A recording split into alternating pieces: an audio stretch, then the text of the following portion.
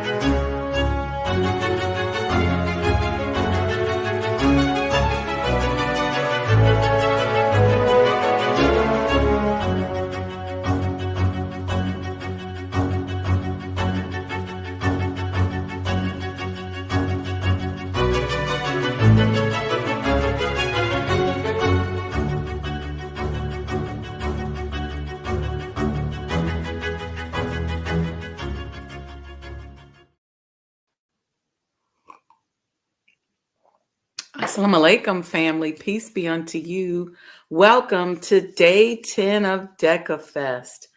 Um, this is our first year of doing this 10-year celebration that begins on my physical birth anniversary and ends on my spiritual birth anniversary.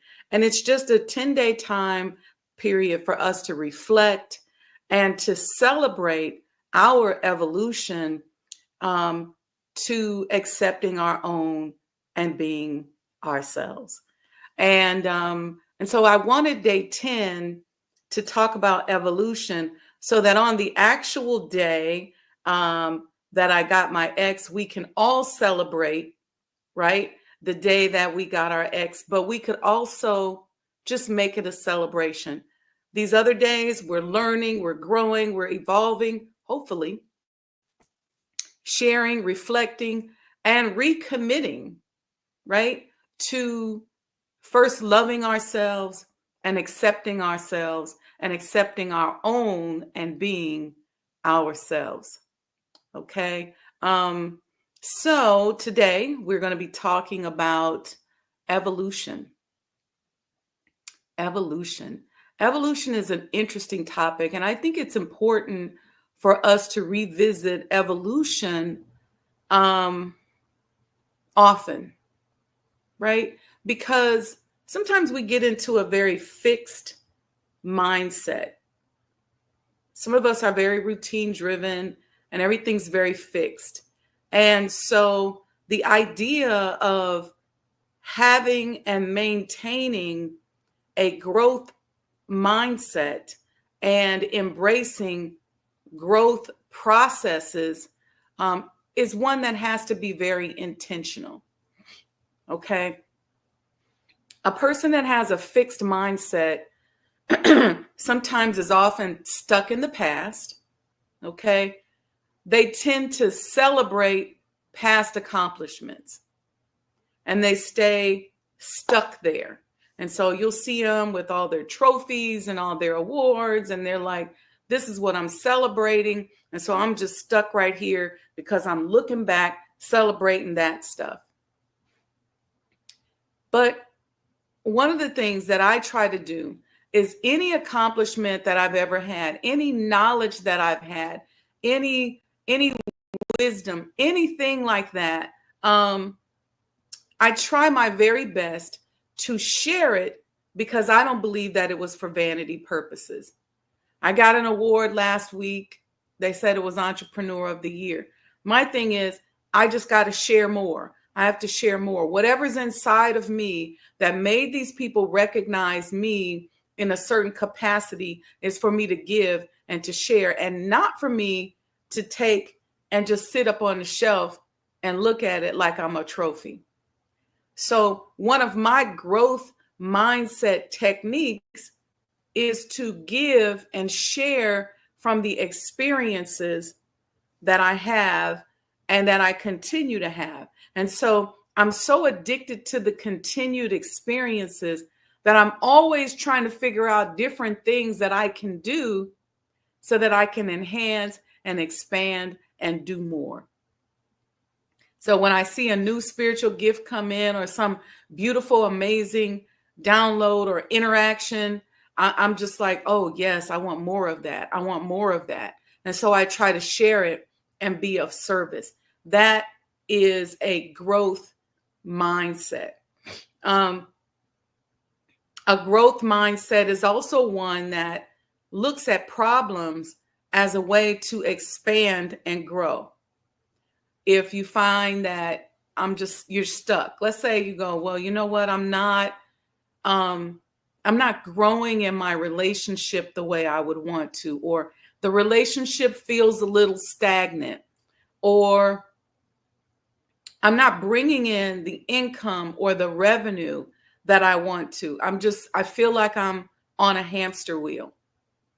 Then the idea is to go inside of yourself, study yourself, and commission that great mammary gland, as the minister talked about yesterday, or we showed the video where the minister talked about on the show yesterday, pulling on that and and asking for guidance, but then looking inside of yourself to figure out where's the expansion opportunity, where's the opportunity for growth, where's the opportunity to learn, where are the opportunities that is going to keep you on a growth trajectory.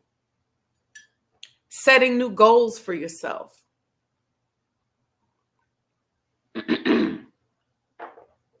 Evolving, doing something new.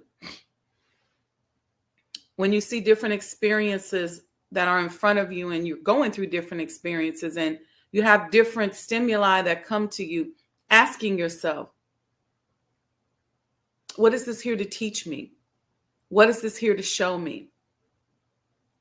How can I go deeper into and accelerate my evolutionary process of alignment with Allah? How do I do that? Because I always want to say, okay, if I have a gift right now, if I feel like there's something from a soul level, something on a spiritual level, something on a divine level that I see starting to develop in me, then the first thing I do is say, oh, Allah, thank you. Thank you so much. How can I learn more? How can I do more? How can I be more of service? So let's put this definition of evolution up here, because as humans, we want to have evolved. As spiritual people, we want to have evolved. Evolution is a biological process that describes how the characteristics of a species change over time. It's based on the idea that all species are related and have gradually changed over time. That is so deep and so spiritual. So deep and so spiritual. A biological process. So the question becomes, when we start asking these things in our mind, how can I learn more? How can I be more in alignment? How can I figure out what inside of myself needs work, needs attention? What darkness inside of myself do I need to shine light on? You know, when you start working on that and turning inward, a biological process begins to happen. You see, your cellular structure begins to change. Even your environment may change, whether you change the environment or the environment changes because you've changed. Your environment has an imprint on you. Where you live, what you do for a living, how you move and navigate through the world impacts your DNA. So there's a biological process that you want to kick off with your mind by refocusing and focusing in another direction. This is why when we fall spiritually, when we fall and make mistakes that don't represent who we are, it's interesting because a lot of times we don't really notice it. We don't notice that we're about to fall or we're on our way to falling, because our environment and the way we see things begins to morph around us. And as it morphs around us, then our ego kicks in some deceptive intelligence that makes us think it's okay, or I got an excuse, or there's a reason, or it makes sense, right? Interesting stuff. It's based on the ideas. Oh, it says a biological process that describes how the characteristics of a species change over time. We talked about that through our thoughts, our behaviors, our study. Let me tell you something. The living word of Almighty God Allah, when you get into this type of study here, the Holy Quran, it changes. Every time you could take the same verse and read that same verse every single day. And every single day, something else from the spirit of that word is going to rise up to meet your circumstance, and it's going to appear to have a different meaning every single time. That's why during Ramadan, we read the Holy Quran cover to cover every year. And every year I come across something and I that it's almost like I don't remember, like I've never read it before, or it just hits different. Okay. So that's also a growth process. Okay. Nursing on the word, nursing on your supreme wisdom. You can look at your supreme wisdom. We're going to talk about um, that recitation process a little bit tomorrow during celebration. But you could pick up that book today and read something, and then tomorrow see something totally different. I have notes from when I was going through the study guides back in the early 2000s, late 90s. And my mindset is interesting. And what I got out of it is different than how I see it today because of, thank Allah, my evolution. Um, Same thing with, I have a notebook where I was just going through the Supreme Wisdom book. And in going through that book, I was making notes. And in making those notes, I started looking at, like, wow, it's interesting to take a look at where my mind was then. And sometimes when you look back at those notes, you see how maybe you've forgotten some stuff, or maybe you've regressed.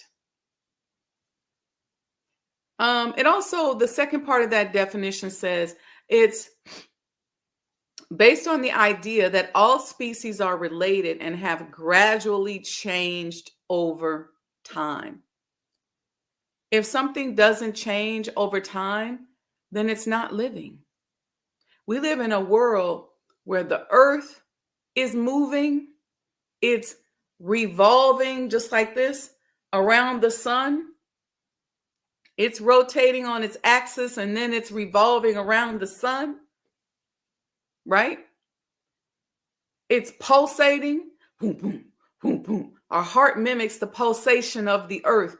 The entire universe is pulsating. So there's always movement. Everything is on a frequency. So nothing is actually stagnant. Everything has some type of vibratory movement. So it makes sense when we hear, as we talked about a couple of days ago, that in the Holy Quran it says, Allah says, take one step towards me and I will come at you flying. Because when you take that step towards him and closer into that alignment, that pulsation and all that movement will just scoop you up. And if you completely keep taking steps and realize that you're surrendering, you will find yourself flying through evolutionary developments in your life. This is why somebody can look at you and say, man, we started out together. How did you grow by leaps and bounds? It's all about that step, right?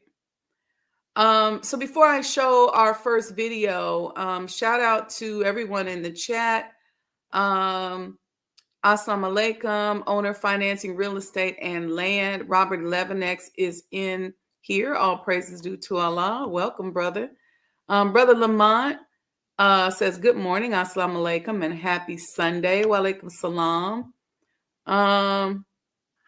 Thank you so much. I really appreciate that, brother Robert 11X. He says, I'm staying on your Facebook page so I can share to more places. Everyone, please share. Sharing is caring. I like that. That is so true. And our regional sky girl is here. She says, assalamu alaikum, family. Praying that everyone here is thriving during this time of confusion. Thank you, Sister Saja, for being a beacon of light. Al-Nura, thank you. Helping to navigate through darkness. Yes. Navigating through darkness is simply just, you just need a flashlight, right? When the lights go out, you just need your flashlight. And you need a powerful flashlight. And so these teachings are a powerful flashlight. You can illuminate so much. And all the stuff that's in darkness, a lot of times, does not want you to be walking through there with your flashlight. Okay? And who else we got? I saw Sister Aurelia here. She said, Grand Rising to all conscious entrepreneurs and those flying the friendly skies. Ajit Deza says, material world is a place for miseries and it is also temporary. That's from the Bhagavad Gita. Okay. I could say a lot about that, but thank you for that comment and thank you for your contribution. Okay, so I want to talk about this. As we're evolving, we are going to experience what some people in this world will call failures. We're going to experience falls. And when I think about it from a frequency standpoint, and I think about how we're all kind of just riding this wave of development, you know, sometimes we hit that curb and we fall off. Sometimes we're on the backside of that evolution and we fall down. And so this is a quick 1.5 minute clip where Michael Jordan is talking about his evolution.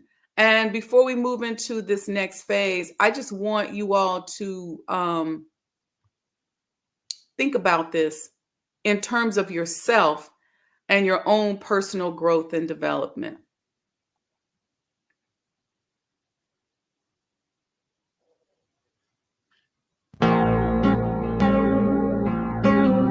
I've missed more than 9,000 shots in my career. I've lost almost 300 games.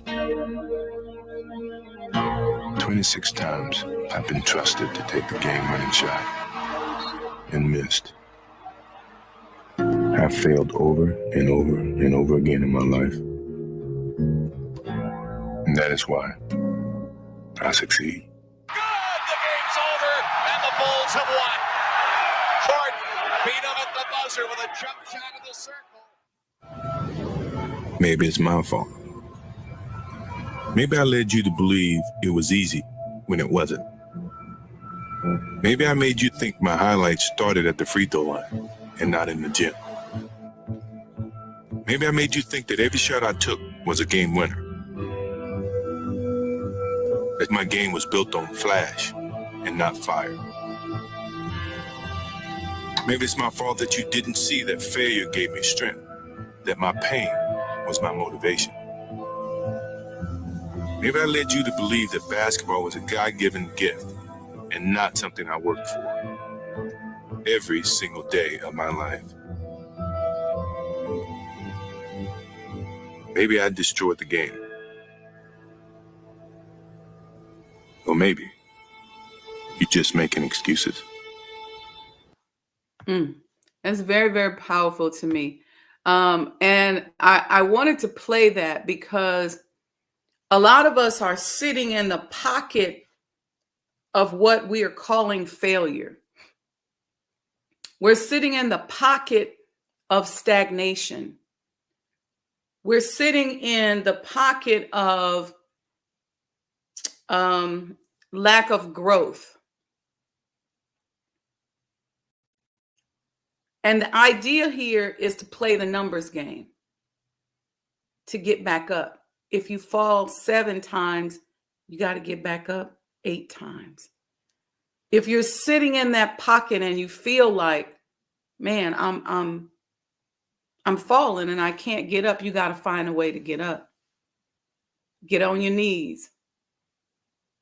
Lean into it. Pull up on something, but you got to find a way to get up. And you have to understand that oftentimes, it takes a number of times before you figure it out. You see Michael Jordan talking about how many times he failed. He also talked about practice and how every time he failed, he went back into himself. Assalamu alaikum, Sister Betty, I see you. Yes, got to get up. Often went back into himself to figure out, how do I improve? This is why we get a coach. This is why we get a counselor. This is why we have a minister. This is why we nurse on podcasts like these, Why? Because as we're going through life, woo, sorry. As we're going through life, we need somebody to show us, tweak this a little bit.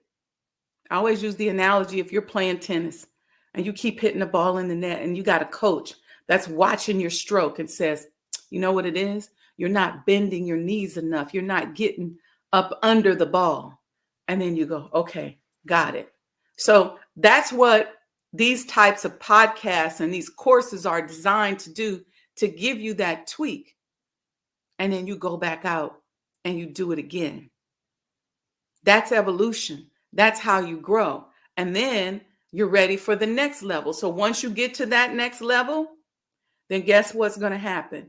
God's going to put into you a desire to go to the very next level. And in order to get to that very next level, you're going to have to do what? Go inside of yourself again. Practice, fall, get up. Okay? Some of us fall harder than others because maybe we don't learn the lesson. Maybe we don't embrace the word or the message that comes to us. And so we fall hard. Or maybe we've engaged in deviant behavior for a very consistent period of time. Or just maybe we started mimicking the behavior of somebody else because we saw them get away with it, but then Allah didn't let us get away with it. Think about that. I learned this in college. This is so funny. So when I graduated from high school, I wanted to go to Stanford. And Stanford, of course, as you know, is super, super expensive. And it wasn't like where it is today, where they give away a lot of money and people just kind of go for free. I was in a very competitive environment in the school that I went to. And I got scholarships, but I didn't necessarily get enough to go to Stanford. But I got to tell it, but I'm going to tell it before somebody else tell it, because my former business partner thinks this is hilarious. I got enough to go to Howard. But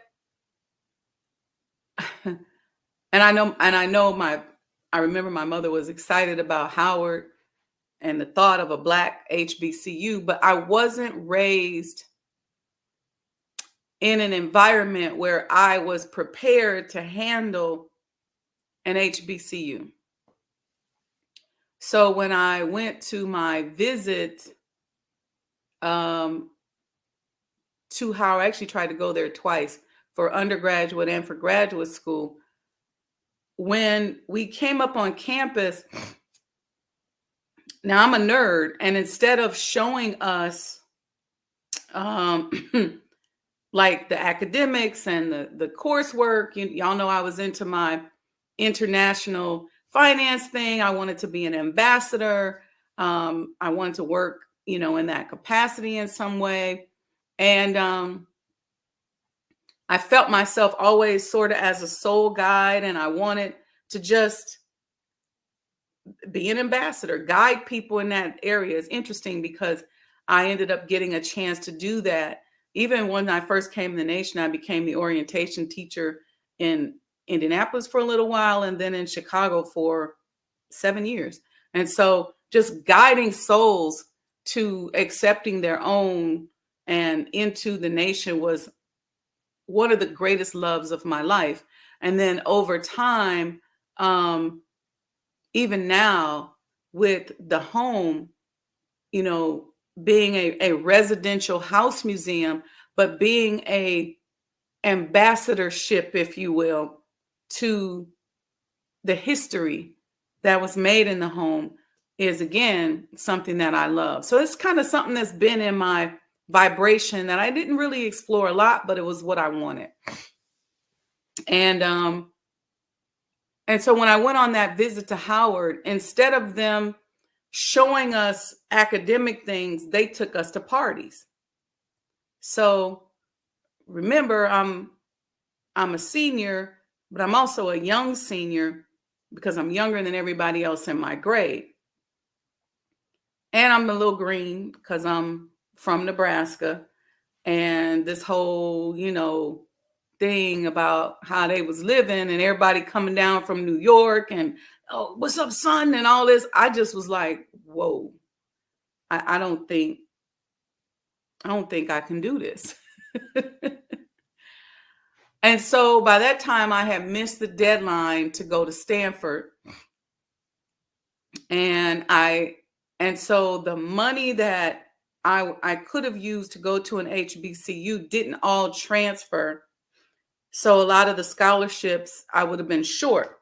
So I was either going to I looked at 3 schools: University of Colorado at Denver, Iowa State University, and University of Illinois at Champaign-Urbana. And but I was going to be out of state in all of those, and I knew that I was going to have to pay, but I was willing. The spirit was in me. I was so bent on not going to Howard that I was like, I'll just pay for it. I didn't know how I was going to do it. I didn't know what I was going to do, but I was just like, something is telling me to do this. Now, those schools, those Midwestern schools, at that time, even now, those are your geek making schools. That's where you go to get that technical training to be a really good employee and get a really, really good job. So people see those kind of schools on your resume, especially if you're majoring in accounting or finance. That those are big schools for that. They have University of Colorado and University U of I was big for accounting and finance at that time. Iowa State was the Iowa State School of Science and Technology. So Iowa State, even though I had an accounting and finance emphasis, it was very technical, more so than the general business aspect that I would have gotten at the University of Colorado or at University of Illinois. So Iowa State's known for its science, its technology. We got the Carver School of Business, but in comparison to these other schools at that time, it was just different. Everything was technical. So a lot of quantitative analysis, a lot of statistics, a lot of very technical type of work. But I let a counselor, talk me into majoring in engineering. So when I first went to school, I majored in computer engineering. And I had actually sat down with the counselor and said I either wanted to be a businesswoman, I still wanted to be a mogul, but if I had to take a class or take classes, maybe I could be a doctor in psychology. And she talked me into going into computer engineering. And I was like, I'll do it. This is me not understanding that I am a very layered person, a lot of layered. I'm not a single dimensional person. And so if you meet me, you just kind of got to know that about me, whether it's art, engineering, science, healthcare, accounting. It's just different vibrations for me, but I can get into all of it. And when I went there, I did okay in the engineering program, but I hated it my first internship. But the process of failing, of not knowing what you're going to do, of finding myself, understanding those layers, understanding that it really didn't matter to me whether I became a doctor in psychology, a computer engineer, an accountant, a finance person,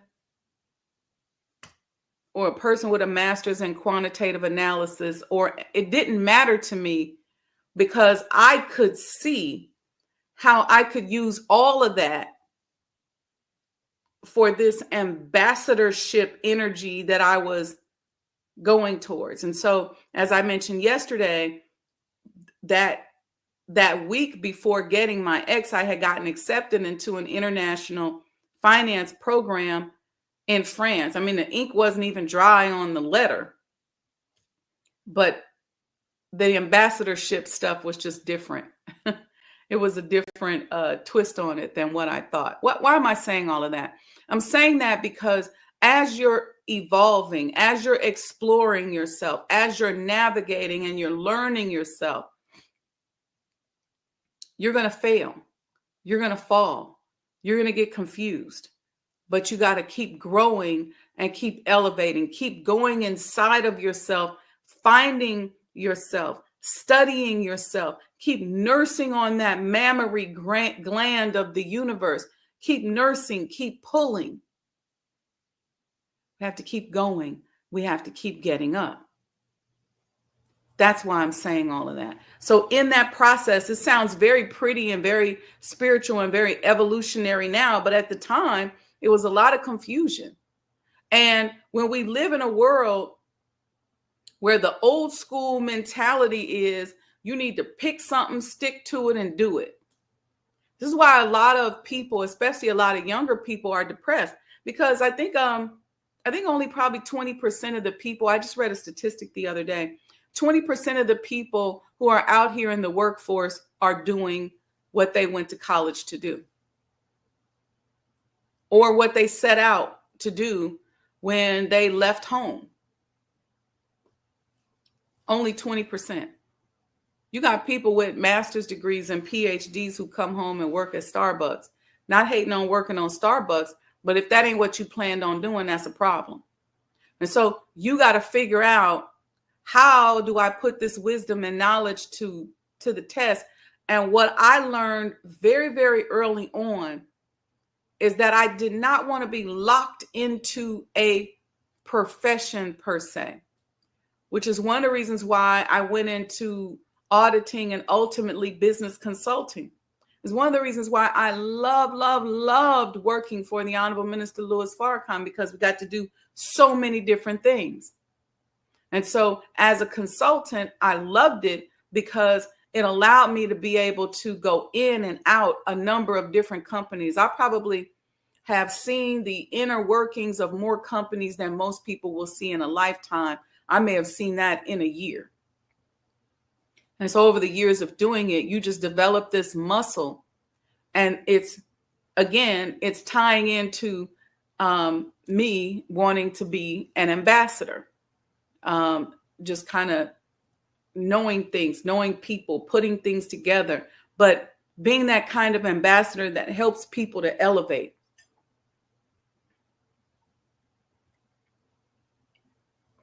Now, while those of us that are over here growing and evolving and rising and falling, there are those of us on the other side who are talking smack, who are being negative about people. Somebody fall down, we put our foot on their neck.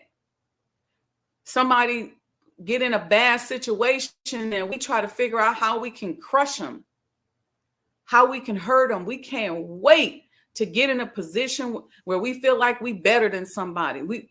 Look, you can have people that got dormant hate for you all their lives, and then all of a sudden you need some help and they can't wait to put their foot on your neck. You got those kind of people. We got something for you. And many of you have seen this. The minister has given these beautiful words, and it's often quoted on the internet. It's a quick short. I'm just going to play it for you. I'm going to play it for you. If you that kind of person that loves to feel dominant. When somebody is going through something, this is for you. When you see men fall, don't laugh. Learn. Learn. Because you're on your way up. And the things that tempt people to fall, you and I are not free from that temptation, nor from the weakness that will cause us to stumble and fall. When you laugh at somebody else's fall, white or black, rich or poor, your enemy or your friend, you're laughing and opening a way for your own demise when you do that. Because to laugh and not learn, to make mockery and not to understand, is to make the same mistake yourself. Let me wrap this up. I'm going to leave that right there because the minister is so perfect in his words. Evolution. To evolve, to grow, and not stay the same. To focus on growth techniques, growth-minded processes, to have a growth mindset, to study and learn and read materials and data and stimuli that's going to help you to grow and to nurse on that should be our goal. To nurse on the living word, on our supreme wisdom, and looking for Allah in everything and everywhere, and just studying, looking for him, celebrating, helping us to develop that growth mindset. And when you get so addicted to growth, you ain't got time to be laughing at nobody. You don't have time to be looking down on anybody. You see every opportunity as an opportunity to grow, to develop, to learn, to expand. And you really will get yourself to the point where you care less about what anybody else is doing. Sister Aurelia said, loving that clip of Honorable Minister Louis Farrakhan. When was the lecture done? You know what? I don't know, and I will find out for you. I do this thing sometimes where I'm binging on lectures and I forget. I don't pay attention oftentimes what year and where. But I'll definitely see if I can find out for you, sis. Any other questions before we go? Thank you all who have given love offerings. We know we're in a habit of giving. You can Cash App, Sajda Enterprises, or Zelle, wendy100m@gmail.com. Peace and blessings to everyone. Brother Robert 11X Minor says, your knowledge and wisdom is a growth mindset. All praises due to Allah. All praises due to Allah. I want to be his ambassador. I want to be his conduit. And so whatever I can do to help anyone get closer to him or to him, that makes me happy. Yes, Sister Aurelia, it was done at the Final Call building. It does look like the 80s, but I can't tell you exactly when or the name of the lecture, but I can find out, inshallah. Okay, anyway, thank you all. This is Ambassador Sajda for the Sunday morning. Make sure you either go to your lecture in your near city or tune in, NOI.org this morning, 10 a.m. Central Time. All right, family, love you all, and we'll see you all tomorrow morning. Tomorrow's our grand finale. When we do it physically, I'm hoping that day on September 9th, we can just have a big celebration where everybody just celebrates the gift of being able to accept your own and be yourself and officially write that letter and make that recitation. Thank you, Brother Lamont. He said, thank you again. Have a great Sunday. Ambassador Sajda. Yes, yes, yes. Thank you, Brother Robert, for putting that up. Thank you, thank you, thank you. May Allah bless each and every one of us. There you go, NOI.org, tune in. All right, family, love you all. Peace and blessings. And inshallah, we will see you tomorrow morning.